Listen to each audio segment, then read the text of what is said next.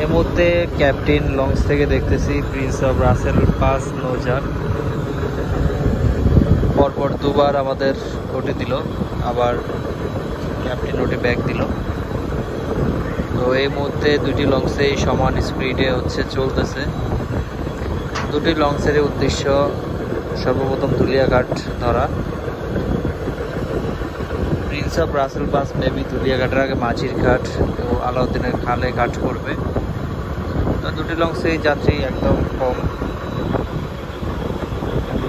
করে দেখাই যাত্রী নাই, যার কারণে গতি একদম কম। তো ক্যাপ্টেন লঞ্চে সিগন্যাল দিচ্ছে যে সে সোজা যাবে, ক্যাপ্টেনও যাতে বরাবর থাকে। আর ক্যাপ্টেন লঞ্চে এই মুহূর্তে গতি একদম কম,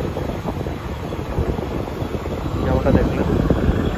আর যেটা আজকে একটি মাত্র লঞ্চ ট্রিপে রয়েছে, তো একটু রিল্যাক্সেই লালমোহন যাচ্ছে ক্যাপ্টেন। আর অন্যদিকে বর্ণালী রোডে একটি করেই লঞ্চ চলে, সো ওটার গতি যেমন ওরকমভাবে চলতেছে। তো রাসেল পাস এক সময়ের বেশ স্টেবল নৌযান, বেশ ভালো সার্ভিস দিয়েছে দীর্ঘদিন। তো তার রেফারেন্সে আজকেও ভালো সার্ভিস দেওয়ার চেষ্টা করতেছে, বাকিটুকু দেখা যাক কী হয়।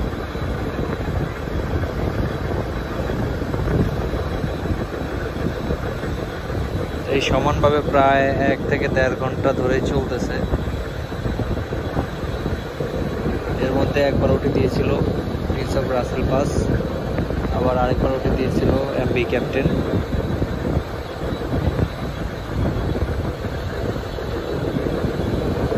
প্রচুর পরিমাণ মালামাল নিয়েছে এমভি ক্যাপ্টেন এবং প্রিন্স অফ রাসেল পাস নৌযান।